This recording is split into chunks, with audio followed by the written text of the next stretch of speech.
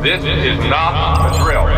I repeat, this is not a drill. Do not be afraid. We are now in control of what you hear. 1, 2, 3, testing. A journey to the far reaches of knowledge and the unknown. I can't believe I just saw that. From aliens to angels, conspiracies to cover-ups. One soul and preeminent power. From extraterrestrials to exposing the truth. I'll try and explain as much as I can. You're listening to Planet X. You're listening to Planet X. Planet X.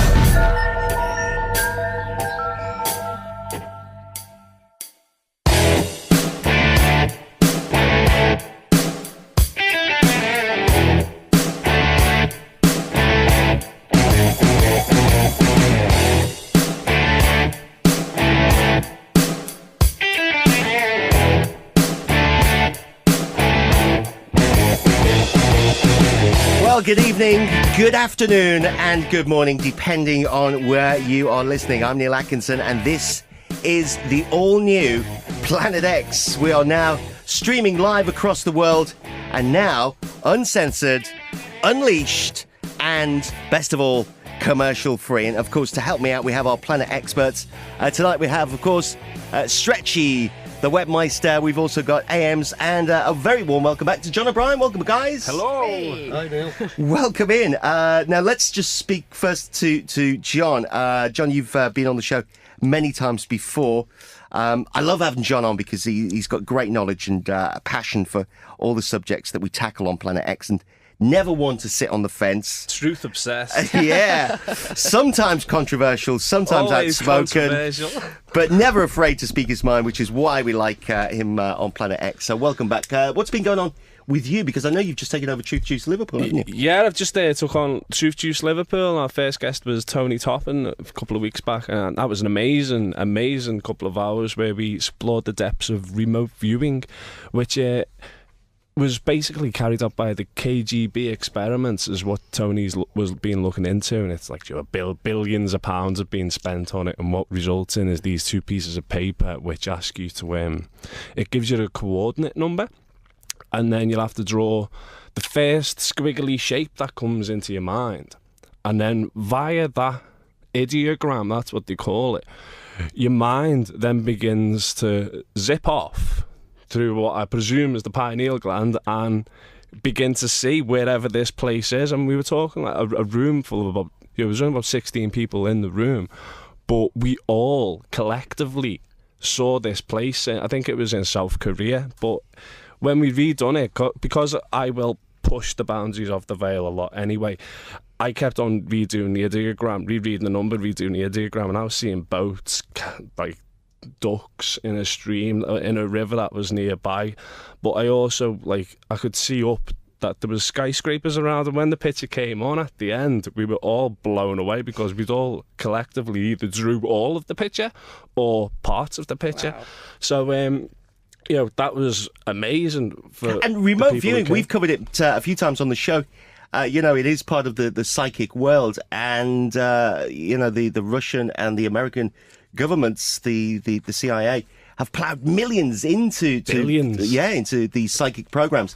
So for all the skeptics who say, there's nothing in it, there must be something in it. I think we're talking about skeptics for one. I mean, how blind do we have to be? I mean, it's a cognitive dissonance, I think, is where someone doesn't want to believe something, so they won't even open up the eyes of perception to the possibility of it. Classic example is the Bilderburg stuff that we've got going on right now, and the refusal from the mainstream media to acknowledge it. But that's changing. Yeah, we're going to get into the whole Bilderberg debate. It's just been an incredible weekend for the awakening masses, but more on that in just a moment. Let me just quickly tell you about a few things tonight, of course, on the show.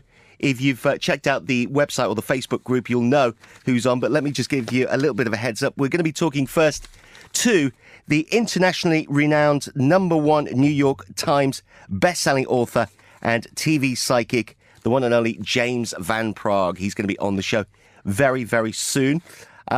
We've also, of course, got the Bilderberg weekend to talk about, and I'm so pleased that we're going to be speaking to Mark Devlin, friend of the show, who was one of the many thousands who attended the weekend. So he's going to give his thoughts and views on the weekend. We're going to get him on the phone very soon. And then to round off the show, Ike is going to be coming on. The goalie's coming on. Yeah. So we're going to get his thoughts on just an incredible weekend. And if you've been on Facebook, you will know that there's just been... It's just gone viral, hasn't it? With all the YouTube clips, with Alex Jones and with all Ike's stuff. So it looked great. Yeah, it's been fantastic. The amount of exposure that's come out on the social media platforms. It's long overdue, but now people are beginning to look at it. And the other day, I only had my 13-year-old daughter come into me and start talking all about the Illuminati and the all-seeing eye, and I was like, wow, keep talking. It's great. Yeah, that's what we want. Just a couple of things I wanted to mention. Of course, we've been off the air for a couple of weeks, and as always with these types of shows, the feedback has been interesting, to say the least. Stretchy's been monitoring all the emails and stuff going on Facebook. We've had all kinds of people saying, was it a big conspiracy? Was it the CIA? Was it the NSA? Was it the Illuminati? Well, no, it was simply a few things going on in our family, my family. My dad, who's in his 80s, he was taken into hospital and now is on the mend, thank goodness. Then, a couple of days later, it was literally like a scene from Casualty from the BBC show. My partner was taken into hospital. So we decided to just take a break. It was nothing sinister. That's all it was. I think, family and health is a lot more important than a radio show. As much as we love doing Planet X, we've done it for 12 months now, non-stop. And we all work as well in the week, so it's literally 7 days a week with us. So we just literally decided to take a couple of steps back before we could take some steps forward. And the show that we missed out on was the Turin Shroud. So whether you believe that it's real, and if you believe it's real and it's been around for a few thousand years, or whether it's a fake, it's certainly been around for a few hundred years. I know you're leaning towards the fake. But my point is that it's been around for some time. It can wait a few more weeks. My concern with it is you've got the staff of immortality, haven't you? The spear that killed Jesus, and all these other holy items like the Grail and the Ark of the Covenant, and everything that seems to be connected with the Messiah or the Saviour or the Christ figure. All seems to have magical properties, except this shroud. And I don't believe he existed. Well, there's another topic, isn't it? I mean, we've covered it many times, in different ways with various angles and Hitler various certainly looked for the guests. stuff. Yeah, Hitler did look for the stuff. So I mean, it's one of them. Well, we've been in contact with Barry Schwartz, who is an expert on the shroud. He's worked with it for many, many years, and we will be rearranging that date. So the Shroud Show will be happening in just a few weeks' time. But now, let's turn our attention to what's been going on this week. Some people say history in the making, AMs. I absolutely agree, 100%. Not only was it history in the making, I think it was obviously a really, really massive indication of what's happening with human consciousness on this planet. People have more than had enough. They're so informed now. It's not like in the old days we didn't have anything bar books to go to libraries or certain esoteric schools to learn things from. Now everybody is allowed to gain access to this information in the information technology age that we live in. And if it wasn't for people such as David Icke and other researchers, the amazing Jim Tucker, who Icke very admirably paid a contribution to at the Bilderburg group meeting, the address that he did yesterday. We are really on the cusp of the times that are changing at the moment, and it's been a long, long time in coming, and this really is just the very beginning of it. If you don't know what we're talking about, this weekend at the Grove Hotel in Watford, the Bilderberg Group were working out policies for the world's future. We're talking globalists working out how to tweak things so that the rich get richer and the poor, unfortunately, get poorer. Thousands of people came to the Bilderberg Fringe to listen to David Icke and Alex Jones. They both talked a lot of sense, and it doesn't matter what party are in charge of the country. The elite are in the background pulling the strings. That's why George Osborne and Shadow Chancellor Ed Balls were both there, along with lots of other high-ranking officials and royalty and heads of state. All working out better ways to bleed us dry and suck the life out of the planet and its population. Yeah, there was a feeling of euphoria, that we are maybe coming to the end of of this there is Illuminati a or lot. shadow government? While they sit there concocting methods to kill us off even quicker, we're all counterbalancing that by not hating them for it. You got to respect the fact that when we are all each other, experiencing life from different perspectives, even the people who are doing all this bad stuff, the only effect they are having is more and more of us wake up. For me, the equation that summed the whole thing up was what Ike asked everybody to consider, which is within that building just across the way where he was speaking, sat approximately 140 men and women. We are 7 billion people on this planet. Do the maths. It was just Absolutely. perfect. Brilliant. And a great way to sum it up. David Icke on the show towards the end of the evening. But first, let's catch up with a friend of the show who was there on Saturday to give his take and a flavour of how it went. Let's speak to Mark Devlin on the line. I'm here, mate. Hey, listen, great to have you on the line. Of course, we mentioned that we got Ike on at the end of the show, so we'll get his views on the Bilderburg Fringe Festival. But talk us through it. What was it like? When did you get there? Were you there early doors Saturday? Well, I was there all day Saturday until late in the evening, and I'm still buzzing. It was a great energy, a very uplifting, empowering experience. I'm very glad that I was a part of it. I'm hoping that the 8th of June 2013 is going to be talked about decades or centuries from now as some sort of turning point in terms of awareness of what Ian Crane would call those who consider themselves the rightful rulers of a planetary fiefdom, I think is the phrase, get up to. It's just great to see so many like-minded people gathering to protest about it and demonstrate that we know who these people are, we know what they're doing, we know what their plans are, and we're not having it anymore. We've had enough. We've seen all the sort of uploaded videos on YouTube and on Facebook, and it just looks great. There looks like there are thousands of people there. Alex Jones was on form. Ike was on form as well. There were rumours that there were people being stopped and turned around and told to go away. Is any truth in that? That certainly seems to be the case. I would say there were probably 2,000 to 3,000 people gathered in the festival site, which was basically a field. We've been given a field in the shadow of the hotel, which is up on the hill, with a long lane leading up to it, so you can see all the limos and Mercs carrying all the so-called elites up there. And there were stories of a lot of people getting turned away, so rather than 2,000 to 3,000 people, in reality, if everyone had been allowed to attend as they intended, we'd be looking at several thousand people, many, many thousands. Alex Jones mentioned on a couple of the videos that he posted this weekend that he'd seen evidence of the police misdirecting people that had turned up and sending them quite a way up the road to some bogus site. And part of it would appear to be a way of the mainstream media who were in attendance at the festival yesterday to be able to say, oh, it's a relatively small gathering, here's a few people kind of protesting, but it's nothing major, it's nothing too big, and just scaling down the whole volume of the thing. But certainly there were a lot of people that wanted to be there that weren't able to. I personally know a couple of people that tried to get in late in the afternoon and they weren't allowed to. And they were letting people in and saying that if you leave, you can't get back on the site. There were no food and drink vendors, so I was there personally for about 8 or 9 hours with nothing to eat or drink. There was apparently a ban on food and drink vendors, and there was a ban on music as well. Only speech was allowed, so it was quite restrictive in many ways.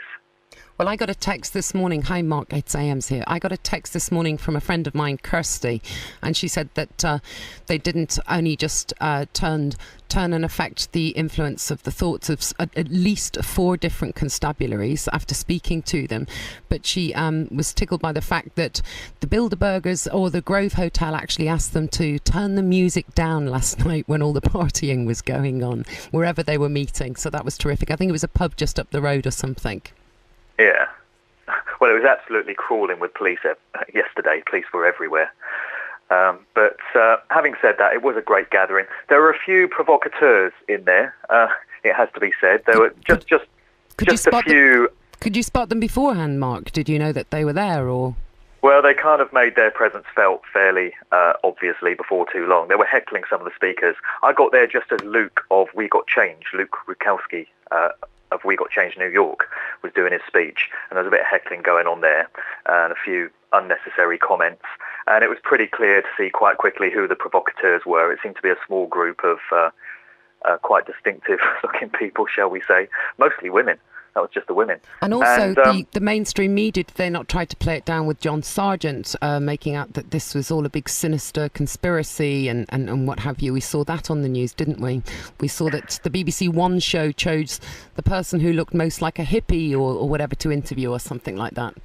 Yeah, exactly. But it's the standard trickery of the mainstream media. You know, anyone switched on, paying attention, will know all their tricks and know all the tactics and will know what they're trying to do. I saw a clip today of Ken Clark being asked about Bilderburg, what goes on. Ken Clark was one of the official attendees. There was an official list, and then there were lots of unofficial attendees who were evidently up at the hotel. And the interviewer asked Ken Clark, what's it all about? And he tries to brush it off as just this innocent thing that everybody's getting all upset about. And he basically said, it's a weekend where we just get together and play some golf and have a bit of dinner and chat about things that are quite dull, really, which is what they always do. So the mainstream media has covered it this year, and they've kind of had to, because there's been so much coverage in the alternative media that they've realised they can't ignore it, and they have to kind of admit that it's going on, but just play it down as some innocent sort of thing.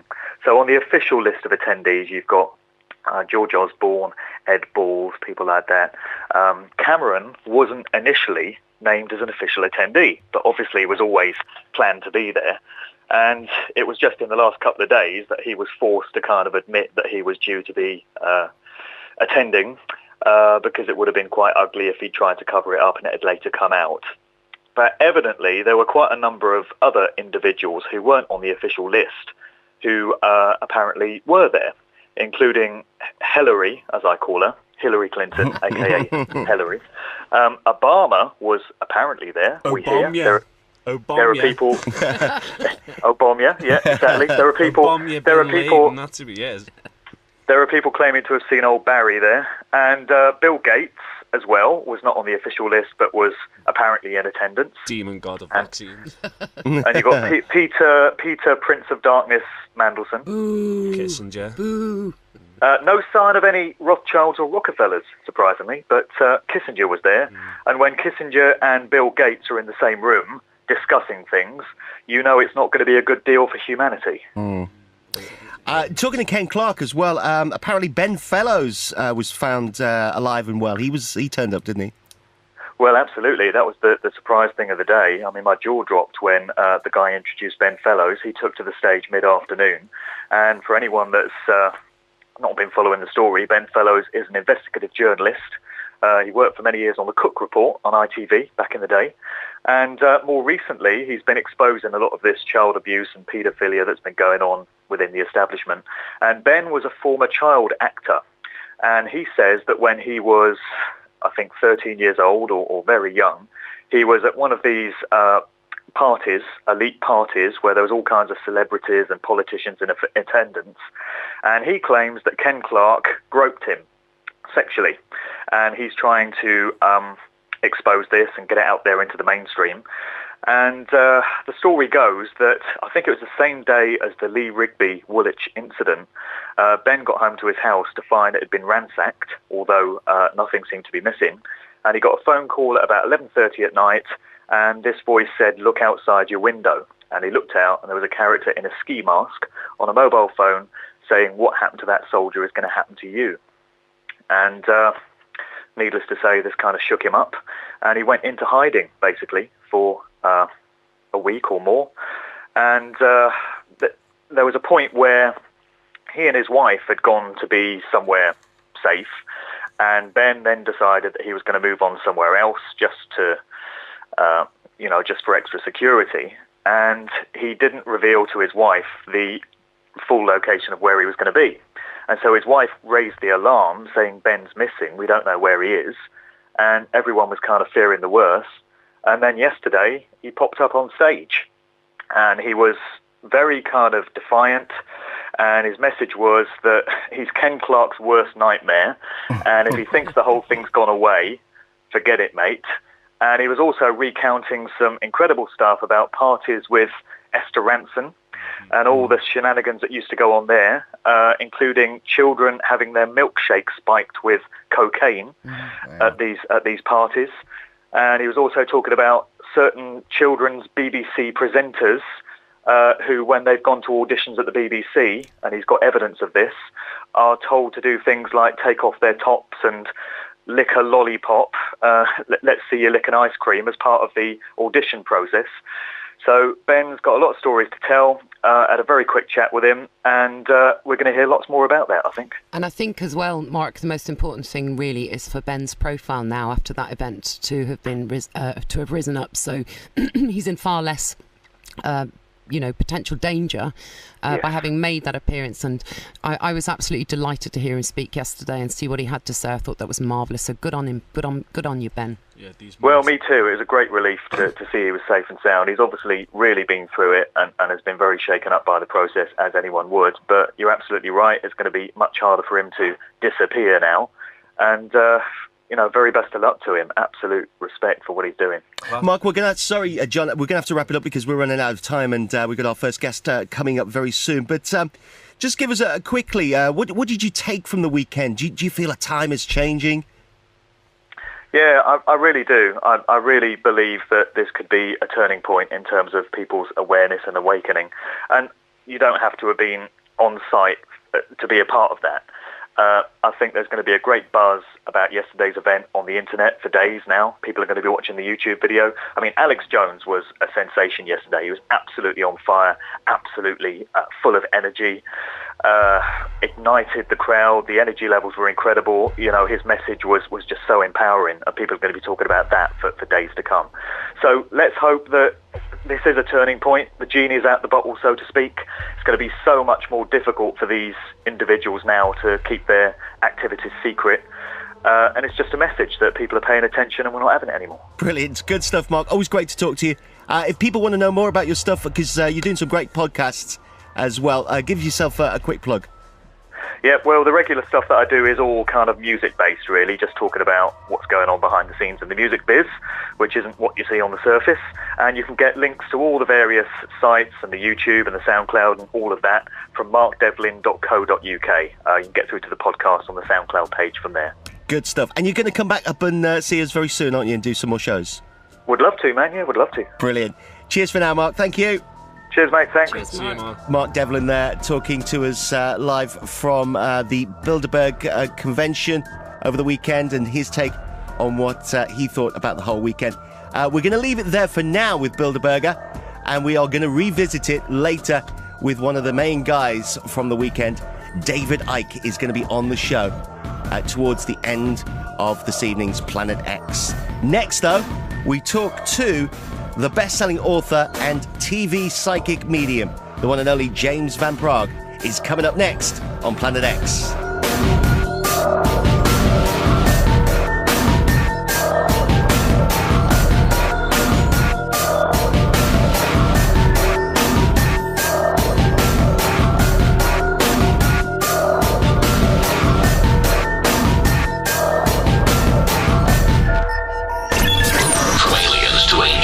Conspiracies to cover-ups. This is Planet X.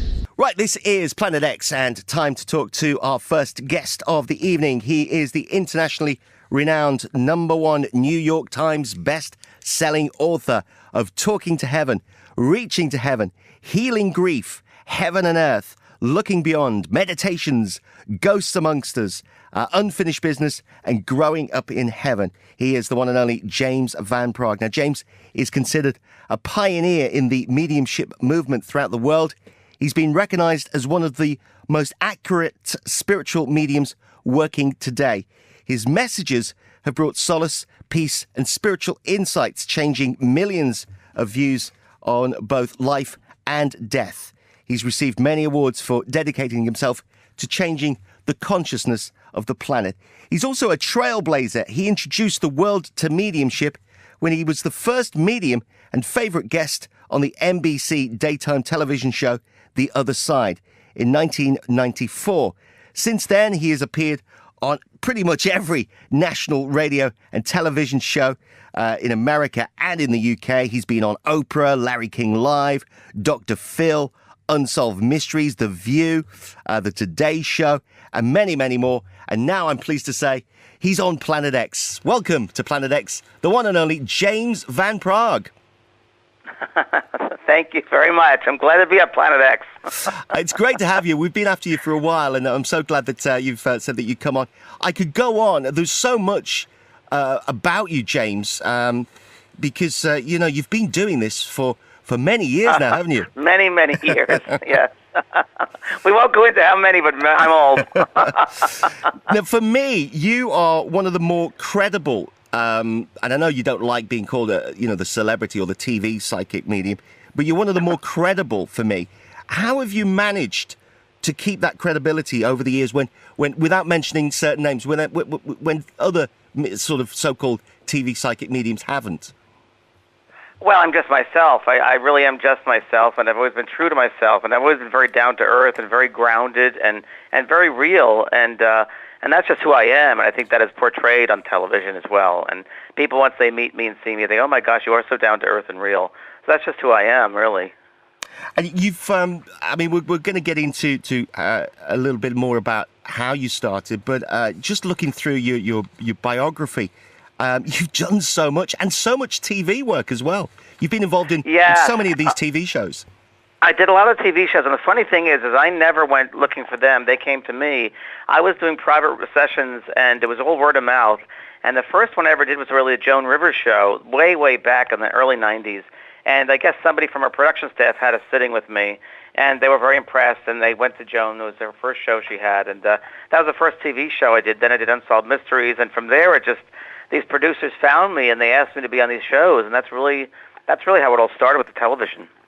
And moving on, you've worked with TV shows that you've kind of produced yourself.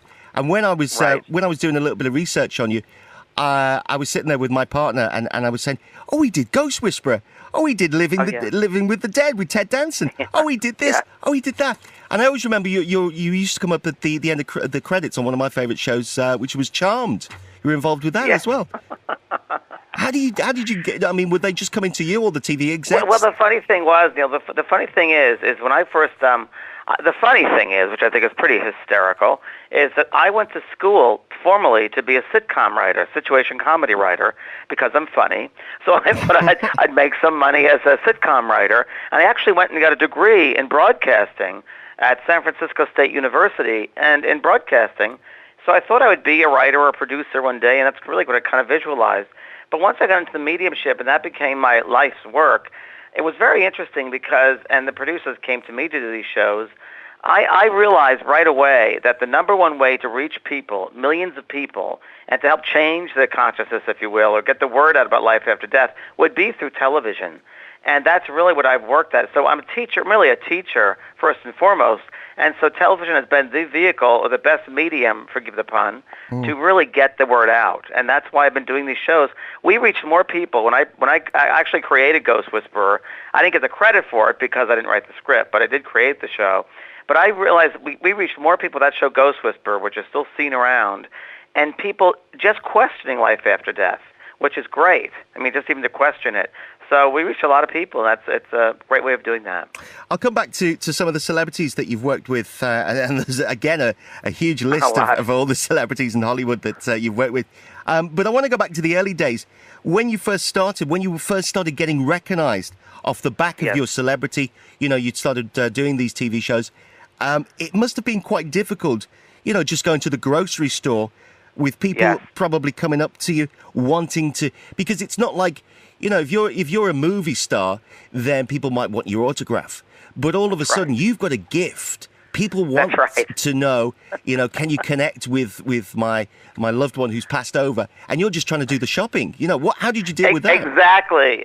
Imagine being on an airplane for 5 hours. You can't get away. Stuck with people. Oh, yeah, you can't get away. So I have to quickly let them know that when I'm not working, I'm not working. And it's not just something I see all the time. It's really, I have to go through a process of opening myself up and really being receptive to spirit, and then I begin my work. And that's how properly I've been trained by actually a British medium to work that way when I first started. And that's how I do work. It just doesn't pop up like, oh, here I am, see me. So many people have that misconception. And but yeah, it's a very different type of celebrity because, as you said, I'm not a rock star, I'm not a movie star. I have something that everybody needs. Everybody wants something. But it's unusual, though, isn't it, James? Because if you were a rock star, people wouldn't come up to you and say, "Oh, sing me a song, James." Exactly. But if you're a medium, they all want a reading.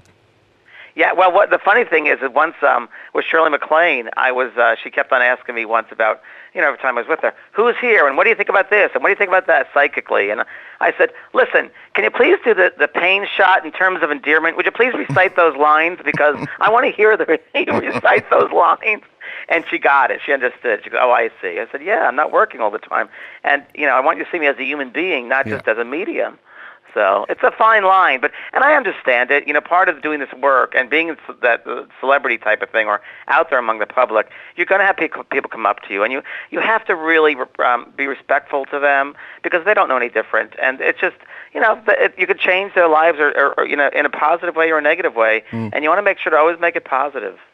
On the flip side of that, have you ever been out and suddenly, somebody from Spirit pops in and you feel that I kind of got to give this message to this person I've never met before? Yes, yes, it has happened. And not a lot, but yes, it has happened. Or what's really weird, one of the weirdest things that's ever happened, it's happened about 3 or 4 times, where I'm doing a demonstration for a large group, let's say 1,000 people or 500 people, and I see that someone's going to die in the next week. And I can't say to them, you're going to pop out next week, you're going to die. But I do say to them, have you been to the doctors lately? Have you had a checkup yet? I would recommend you do that right away. So, and I've had that a couple of times. And I've also had one experience where there was a lady in the audience, and I said to her, you should stop smoking cigarettes. And she said, whatever. Well, then several years later, I was back at the same venue, and she came to me in spirit, and her husband was in the audience. And she said, I should have listened to you. I wouldn't be here right now. And she reminded me who she was. It was pretty strange. We mentioned Shirley MacLaine there, who's got she's a very spiritual person, isn't she? But yeah. I've got a whole list of people you've worked with: Cher, Goldie Hawn, Joan Rivers. And it says here, just looking through some of the notes, that you've brought through and worked with the likes of some very famous celebrities who've passed, the likes of Marilyn Monroe, Frank Sinatra, Roy Orbison. How have they come through? Have you been reading for relatives? It's really weird because I don't even know what's going to happen, who's going to come through, what's going to happen. It's just so strange. I mean, the other night I was doing a demonstration and Sir Francis Drake came behind me. So I'm like, what is he doing here? And there was somebody in the audience who was related to him, we found out. It's so weird. But with Liberace, I just came out in cinema over there in England. Oh, well, I've got to ask you, because I know you've had Liberace come through. What does he think of the new film with Michael Douglas? Well, I think he's very pleased with it because it's about him, so I think he's very pleased. And, they used a lot of his own artifacts in that movie. They went out and researched it from the estate, and they got a lot of his own. I think he's very pleased with it, honestly, because I just think he's very pleased that his name is still out there. That's a feeling I got. So when I did a reading when he came through to me years and years ago, I was doing a sitting for the gentleman, and in the middle of the sitting, this man came behind me named Lee. I said, there's a man named Lee, and he showed me the piano. Now, I didn't see his face, but I knew it was Lee, and I knew he had a piano. And the man said, oh, that's Liberace. I was his manager, and I was wondering if he'd come through. So that was the first time I brought Liberace through. And, strange things happen. I mean, Marilyn Monroe I was doing a sitting for Susan Strasberg, and all of a sudden I said, there's a Norma Jean here. I said, and she's like Marilyn Monroe. And she goes, oh, that was my roommate. I said, well, what she is saying is, I wish they, meaning the people on the earth, would pay homage to themselves instead of to her. Which that was very interesting. Very interesting. And now another one, which I don't think you have notes for. This is a really interesting one. I was sitting with this gentleman doing a reading for him, and all of a sudden there's a lady standing next to me, and she looks like Bette Davis, and she has a whole cigarette thing in the hand, and Bette Davis. I said to this gentleman, there's a lady here like Bette Davis, and she said, you have her desk. And he said, that's correct. It is Bette Davis. I was her assistant. And I said, well, she says you have her desk and that there's a cigarette burn in it on the right side. And he said, yes, there is. I was just looking at that this morning. Wow. So that was pretty. It's always so fun when they just pop in like that and surprise me too. James, how do you work? Are you clairaudient, clairvoyant, and clairsentient? Do you get the whole mix? Yes, I'm all three. That's correct. I'm all three. You're of those. just a show-off, aren't you? Just to show off, and I never know which one's going to be used. It's really the spirit what's going to use. Yeah. Do they ever? I never. I'm sorry. I was going to say, do they ever impress? Do they ever, when they come through, do they manifest the mannerisms upon you, or? Oh yeah. It's very interesting because the spirit. I find this very, very fascinating. If I wasn't doing this work, I'd be a psychologist because I find human beings the craziest animals that there are, and I find that the effectiveness of the spirit. It's really interesting. Every spirit communicates differently. There are very good communicators and there are bad communicators. Just like in the audiences, you have very good receivers and not good receivers. But if I have a spirit who's close to my vibration, who's close to me, and comes into me and blends with me, and I can pick up, I'm very good at picking up personalities. So really what I do is I put myself in a slight, if you will, trance state or alternative state, and they will come through and I'll let them in. And I'll tell you, I start sounding like them. I use the same mannerisms they would use. People know it and say, God, you look just like them. You look just like them. And I really get a sense of them. And it's almost like being an actor, just letting a role, playing this role, if you will. And you just got to do that when you're a medium. You just have to be able to bring through as much evidence as you can that the person knows that that's their relative. You're listening to Planet X, and our special guest is James Van Praagh.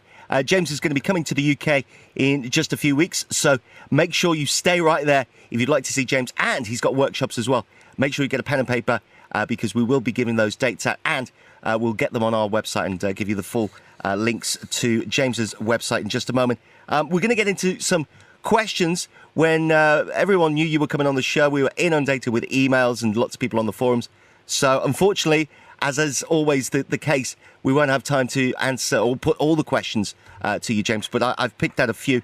And some of the gang in the studio have got some questions for you. John, one of our Planet experts, has got a question for you. Hi, James. Great. Absolute honour to talk to you. Hi, John. Thank you. Absolutely fascinating. I myself explore my extrasensory perception as well. And I've been able to do it all my life. I was just wondering, what you're having such a high profile public awareness with all the TV programs and all the excellent work that you've been doing. Do you find you have to curb what content you release? Do you have? Oh, well, yes, yeah. But that's true whether in the public eye or not. But there's more responsibility. Anytime that you're a medium out there with people, there's a responsibility. It's almost like being a doctor, a medical doctor. There's a responsibility, there's a sensitivity with people, and you're really working for the spirit world as well, so you have to be responsible to them. And it's very interesting because I've seen a lot of mediums out there who aren't responsible. I've seen some that aren't, and to me, that's not the right thing. Everybody is different, but for me personally, there's a level of integrity and responsibility that you have to have, especially when you're doing this work and in the public eye, for sure, because you're teaching the masses, you're teaching people what this work is like. And I say I'm an ambassador to the spirit world, which is about love, and that's really what it's about, love and forgiveness. I found, sorry to interrupt, I found with communicating with the spirit world, this life is just a big game to them. And that's the way they see it, but when you cross over, it's quite the other way around because it's made very real. Yes, very much, John. What happens, John, is it's very interesting. I wrote a book called Unfinished Business recently because for 30 years of doing this work, I got similar messages from the spirit world, and they would say, well, boy, when I was living on the earth, I took things for granted. I didn't realize that my thoughts were things. Yeah. And then when I passed over to spirit and looked back, I realized, I should have really paid attention to how I treated people, what I thought of people, what I thought of things, how I lived my life, because life is very, very short. And it's really what you make of it. It's an opportunity to, if you will, demonstrate love and really to help each other out. And this is it. And when you pass out of this world, boy, you look back at your life. There's a life review for everybody. Well, and you have to pass those tests, Well, a lot of people who die briefly and then are resuscitated and have an out-of-body experience and stuff like this, they always say you're shown everything you've done through your life through another's eyes. So everyone who you fell out with, everyone who you were nasty to, you see all that from their perspective, and that's why when they come back, they're born again and they want to live the life different ways. Yeah, not only do you see it, John, but you feel it 10 times, 20 times, 30 times stronger. You feel the experiences. If you go to a store, let's say, and you're in a bad mood, and you yell at the shopkeeper, and the shopkeeper goes home and yells at a family member, and so forth and so on, when you have your life review, you're going to feel how they felt being yelled at, and how your one word, your one thought was like a current, and it had an effect, a ripple effect on every single person, and created an action. And then you have to be proud of that action that you created, or, that could be your heaven or hell, depending on what you did. If you were a good person, you tried to demonstrate love and compassion as best as you could, then you're okay. But if you went out of your way to hurt someone, manipulate somebody, get over on somebody, then that's not going to be too good. So it's all about taking responsibility, personal responsibility. Okay, time is running away with us. Let's do some of these emails that have come in, and let's go with this one. This is from Claire McKenzie. Good evening, Claire. Thank you for your email. For James, she says, are spirit beings separate entities, or when we die, does the spirit or the soul, whatever you wish to call it, does it rejoin some sort of collective consciousness? What's your thoughts on that? I think that we are first and foremost spiritual beings encased in a physical shell. And at the time of death, when we go back home, because this is not our home, this is our school, that we as spiritual beings go back to a vibration or a dimension, which is a very real vibration, and it's a very solid vibration, and there's an opening of consciousness, if you will. So we go back to an awareness that we are the soul self. There's a bigger soul self than just this body. So there is something bigger than that. Okay. And that's, we have to look at it from a three-dimensional point of view, so we really can't understand it till we all go through it. But I think there is something much bigger, but we do retain this personality. Hopefully that answers your question, Claire. Jackie has emailed me as well for James. She says, can you teach what you do, or do you have to be born gifted? It's a very good question, and I think it's a little bit of both, in that everybody is born with the ability to play the piano, but not everybody is a concert pianist. So you have to have certain innate abilities or sensitivities, if you will, that you're born with, but you certainly can increase those or increase your intuition through workshops, meditations, and that you can do that to a certain degree. Laura Williams asks, here's the big one, is there a heaven and is there a hell? Yes, there's a heaven, there are heavens, and there are hells, and that not like fire and brimstone, that's not true. It's really what you create with your thoughts, your words, your deeds. It's just like we were talking about. What you've created, the good, the love that you make is the love you take, and the same with the bad. The bad that you put out there is what you'll see, and that could be your heaven, that could be your hell. James, we're going to have to wrap things up very shortly, but anything, I know you're coming over, and we're going to mention the dates in just a minute, but any messages for your UK audience? Please go to my website, vanpraagh.com, and become part of my community. I'd love to work with a lot of the UK people, and I love you people. That's why I'm coming over there to be with you. I just love you. Okay, let's talk about the dates. Now, you're coming over in July. You're going to be in Ireland, and yes. You're also going to be in England as well. And I know if you go to your website, which is it just jamesvanpraagh.com? No, it's that's a porno site. No, vanpraagh.com, not vanpraagh.com. Okay. And that's not me that's responsible for that. Someone grabbed that name. So yeah, I'll be in Dublin on 7th of July. Then I go to Edmonton, and I'm all over the place there. Now, we're based in Liverpool, and we were saying earlier to you, you've got to come to Liverpool one time. Oh, I'd love to. If we get you a venue, will you come over? Sure. Fantastic. Yep. Awesome. You let me know, and we'll do that, and I'll come back on the show, and definitely I'd love to. We would love to have you. And you're also doing workshops as well, aren't you? I'm doing a 5-day workshop in Ireland, in Dublin. I'm doing a 5-day workshop. I did it last year. It was so popular. We had such a great time. Everybody felt like family by the end of the last week, and people really wanted me to come back. So I'm coming back, and it's a limited amount of people. It's limited to 100 people. I think we have some 50 slots left open. And, if anyone wants to explore mediumship, definitely, if you can go over to Dublin and take the class, you'd love it. That's on my website also. If anybody listening now feels that they have a gift or they want to go further into mediumship, what would you say is the best way to make a start? Well, one of the first things is and I have online courses. People can use those to start, because if they can't come to the class physically, they at least can do it on their own at their home. And I would say the online courses are great because it's through meditation. So meditation is the number one way to really get back into the center of the silence, if you will, the voice within, and really start paying attention to that little voice within. That's really what you want to start having a relationship with, and that's where you begin. It's through meditation and visualization. Absolutely right. James, I could talk to you all night, but unfortunately we're going to I know, this is so quick. Go and visit the website. Do not put James at the start because you'll Please get a whole different bag of things. So it's vanpraagh.com, or you can go to our website. We'll get all the links on there, planetxlive.co.uk. And I have a Facebook page too, by the way, too. Oh, what's that? Is that James as well? James Van Praagh? That's James Van Praagh. Facebook is James Van Praagh public page. Yep. James, we're going to talk to you again on the show. We'll get you on very, very soon. Perfect. I'd love to. Anytime you want. It's great. And hopefully. This is not a drill. I repeat, this is not a drill. Do not be afraid. We are now in control of what you hear. 1, 2, 3, testing. A journey to the far reaches of knowledge and the unknown. I can't believe I just saw that. From aliens to angels, conspiracies to cover-ups. One soul and preeminent power. From extraterrestrials to exposing the truth. I'll try and explain as much as I can. You're listening to Planet X. You're listening to Planet X. Planet X.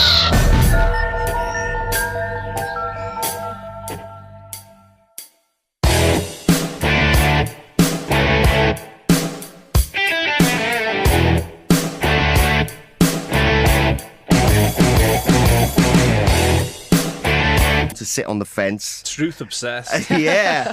Sometimes controversial, sometimes Always outspoken, controversial. but never afraid to speak his mind, which is why we like him on Planet X. So welcome back. What's been going on with you? Because I know you've just taken over Truth Juice Liverpool, haven't you? Yeah, I've just took on Truth Juice Liverpool. Our first guest was Tony Toppin a couple of weeks back, and that was an amazing couple of hours where we explored the depths of remote viewing, which was basically carried out by the KGB experiments, is what Tony's was been looking into, and it's like billions of pounds have been spent on it, and what results in is these two pieces of paper which ask you to it gives you a coordinate number, and then you'll have to draw the first squiggly shape that comes into your mind, and then via that ideogram, that's what they call it, your mind then begins to zip.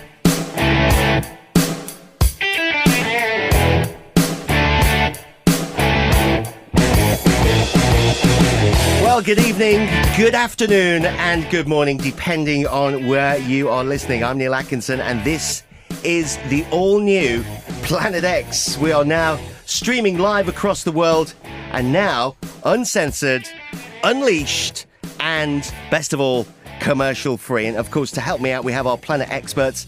Tonight we have, of course, Stretchy, the Webmeister. We've also got AMs, and a very warm welcome back to John O'Brien. Welcome, guys. Hello. Hey. Hi, Neil. Welcome in. Now, let's just speak first to John.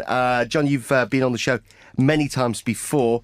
I love having John on because he's got great knowledge and a passion for all the subjects that we tackle on Planet X, and never one Off through what I presume is the pineal gland and begin to see wherever this place is. And we were talking like a room full of about, there was only about 16 people in the room, but we all collectively saw this place. I think it was in South Korea, but when we redone it, because I will push the boundaries of the veil a lot anyway, I kept on redoing the ideogram, rereading the number, redoing the ideogram, and I was seeing boats, like ducks in a stream, in a river that was nearby. But I also, I could see up that there was skyscrapers around, and when the picture came on at the end, we were all blown away because we'd all collectively either drew all of the picture or parts of the picture. Wow. So that was amazing. And remote viewing, we've covered it a few times on the show. It is part of the psychic world, and the Russian and the American governments, the CIA, have ploughed millions into these psychic programs. So, for all the skeptics who say, there's nothing in it, there must be something in it. I think we're talking about skeptics for one. I mean, how blind do we have to be? I mean, it's a cognitive dissonance, I think, is where someone doesn't want to believe something, so they won't even open up the eyes of perception to the possibility of it. Classic example is the Bilderburg stuff that we've got going on right now, and the refusal from the mainstream media to acknowledge it. But that's changing. Yeah, we're going to get into the whole Bilderberg debate. It's just been an incredible weekend for the awakening masses, but more on that in just a moment. Let me just quickly tell you about a few things. Tonight, of course, on the show if you've checked out the website